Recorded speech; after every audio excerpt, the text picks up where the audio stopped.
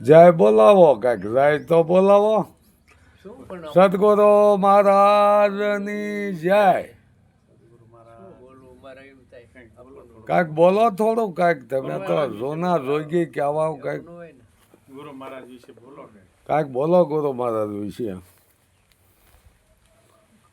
શું બોલવું ખોડદાસ મહારાજે બોધ આપ્યો એ હા હે હા હા હા ખોડદાસ મહારાજે તો એવો બોધ આપ્યો કે નામ રૂપ ને ગુણ જીવ ઈશ્વર ને માયા માયા હા હા એને ત્રિપુટી ક્યાં છે હા પછી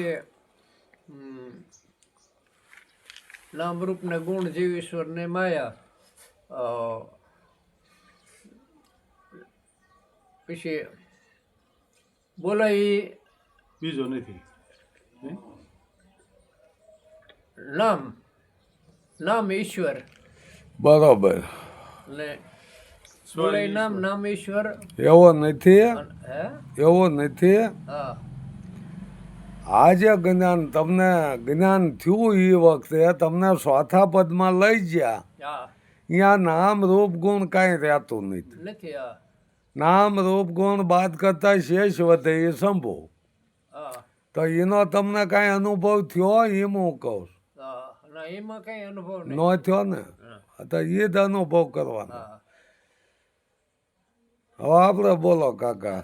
કાંઈક ઓલા તમે વાત કરતા ને હાહુની એ થોડીક વાત તો કરો. નવા નવા વહુ આવ્યા હતા ને હાઉ રોજ મંદિરે પૂજા કરવા જતા. હા પછી એક દી ના હાઉ કે હા વહુ તમે હાલો ને અરે અરે મંદિર અહીં પડખે માતાજીનું છે ને તો કે તમે જાઓ ને હવે અમારે તો બધું એવું નામ તેમ કર્યું તા એક દી બહુ દબાણ કર્યું હમ એટલે ગયા હાવ ને બધા બૈરાઓ ગઢા ગઢા આવ્યા હતા એ માતાજીને પૂજા ને પાઠ ને પૈયા લાગ્યા ને ઘડીક આંખ્યું વીસે ને ઘડીક હાથ જોડ્યા ને હા ઘડીક માથું નમાયું ને એવું કર્યું. હમ પછી વહુ હારે જ હતા.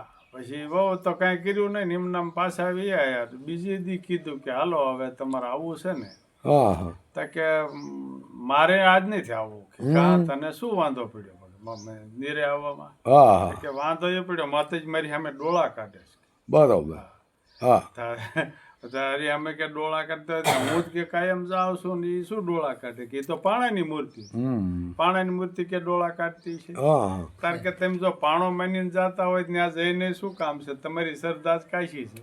તમે બરોબર. પથ્થર માનીને જો પાણાની મૂર્તિ ધારીને રોજ જાઓ છો તો એમાં તમારું શું વળવાનું? કાંઈ નો વળે હા ને. તો તમે ચેતન છો એના કરતા તો તમે તમારામાં ખોળો ને. હા હા તો એમાં ચેતના તમારી ચેતનાને કોણ હકાવે છે એને તમે ઓળખો. ઓળખો. એ તમારો આત્મા છે એ પરમાત્મા છે પ્રાણમાં જે વસી રહ્યો છે એ શ્વાસે શ્વાસ હકાવે છે એ તારો આત્મા છે. તો તમે પ્રાણના દોરે જઈ અને એને ઉપદેશ આપ્યો એને હાવને કે તમે શ્વાસ સામે ધ્યાન રાખો. ગીતાજીના શ્લોકમાં ભગવાને કીધું કે નાકના અગ્રભાગ ઉપર ધ્યાન રાખી અને આવતા જાતા શ્વાસ ઉપર ધ્યાન કરો તો તમારી ચિત્તની વૃત્તિ લય થઈ જશે અને તમે પરમ સ્વરૂપને પામી જઈશો. અને પરમ સ્વરૂપને પામ્યા પછી પૂજા પૂજા અર્ચના કાંઈ કરવાનું રહેતું નથી. આ મોટા મંદિરોના મહંતો કોઈથી પૂજા નથી કરતા. શું કામ કે એ પૂજાનું મહત્વ જાણી ગયા છે. પૂજા એટલે સુધી છે ને આ સમાજને દેખાડવા પૂરતી પૂજાઓ. એટલે મૂર્તિ પૂજા ખોટી છે એવું નથી. મૂર્તિનું સ્વરૂપ સાચું છે પણ આપણે જો પથ્થર માનીને મૂર્તિને માનતા હોય તો એ એક ખોટું છે. જો પથ્થર માનતા હોય તો ત્યાં જવાની જરૂર શું છે?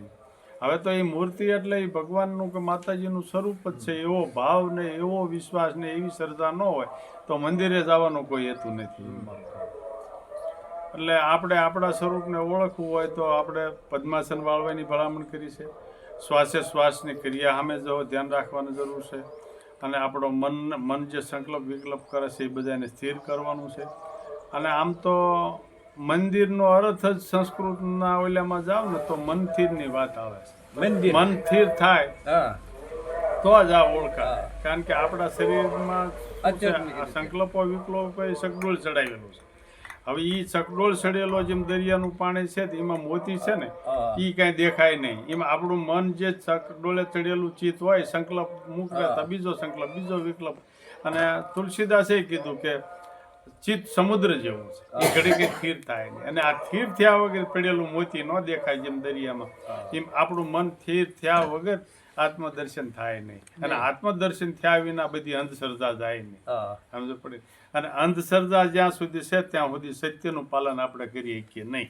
આપણે જે કાંઈ કરીએ એ અસત્યમાં બધું જાય, એટલે અંધશ્રદ્ધામાં જાય, એનું ફળ કાંઈ ન મળે. મૂળ સાચા રસ્તે ને સાચા પાયે જે થાય એનું ફળ આપણને મળે. બરોબર છે. એટલે ખોટા ગમે એટલા યજ્ઞો કરો, આ કરો, જે કરો, એ બધું મૂળ એ આ સદગુરુનું માધ્યમ એ છે કે સદગુરુ હોય એ તમને ખોટા ધંધે ન ચડવા દે. સદગુરુનું માધ્યમ એ, અને વાત એ છે કે સત્ય એ ધર્મ છે. એટલે હાસમાં તો કોઈ દી ખોટું આવે જ નહીં. No. ખોટું છે એ સંસાર છે, બધા ખોટી માયા છે, અને સત્ય છે એ ઈશ્વર છે. ધર્મો ન દૂસર સત્ય સમાના ગાવહી આગમ નિગમ પુરાણા.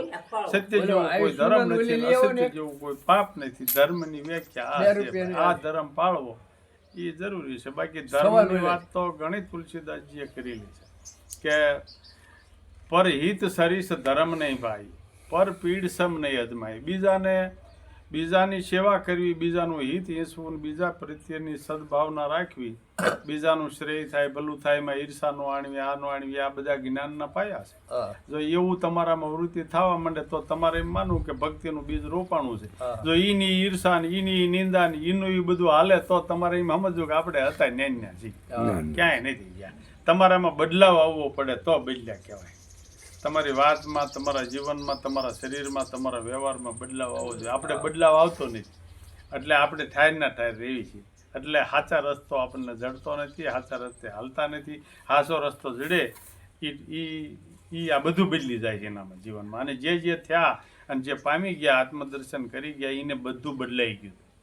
એને પછી કોઈ મોહ નહોતો રહ્યો. જ્યાં મોહ બધો વિયો ગયો હતો. મોહ સબ વ્યાધિન કર મૂલા, નિત્ય ઉપજાવે નવીન સુલા. મોહ બધી વ્યાધિનું મૂળ છે. એટલે મોહ મૂકવા માટે આ ધ્યાનથી બેસો, અને જો આત્મદર્શન થઈ જાય તો આ જે મોહ રૂપી અંધારું છે ને એ વ્યૂ જાય, અને આત્મારૂપી પ્રકાશ આપણા જીવનમાં ફેલાઈ જાય. આ જન્મ લેવાનો હેતુ આ છે, અને આના માટે જન્માય છે. પણ આઈતેમ આવ્યો છે વિવાનું ઓરવા, અને ઉલટું વર્ષીનું વરે છે. આપણે કરવા આવ્યા છીએ કાંઈ, અને કરીએ છીએ કાંઈ. હા, અને પાછું આપણે ધર્મનો ડોળ કરવી છે કે હું પાળું છું. હું જ નથી કાંઈ પાળતો, લ્યો વાત કરું, પણ પાળી નથી શકાતો. અને પાળ્યા વિના કાંઈ મળે નહીં. તમે પહેલો સાંભળવું, પછી સમજવું, પછી આચરવું. જો આચર્યા વગર કાંઈ મળે નહીં. પછી ગુરુ ખોટા પાડો તોય ભલે, શાસ્ત્ર ખોટા પાડો તોય ભલે. ખોટા આપણે હોય એટલે બીજાને ખોટા પાડતા હોય. ખોટ આપણામાં છે એટલે બીજાને ખોટા પાડતા હોય. હાચો માણસ કોઈ દી બીજાને ખોટા પાડતું નથી. હાસામાં હાસ જ હોય, કારણ કે ખોટ છે એ તો ખોટ જ છે, ને ખોટ હંમેશા પાછું જ રહેવાનું. હાચને તો આંસ કોઈ દી આવવાની નથી. સત્ય એ તો સૃષ્ટિ રસાણી તેદુનો ધર્મનો પાયો છે. હરિચંદ્ર જેવા વેચાઈ ગયા હતા સત્ય માટે, એના તો મોટા ઇતિહાસો લખાણા.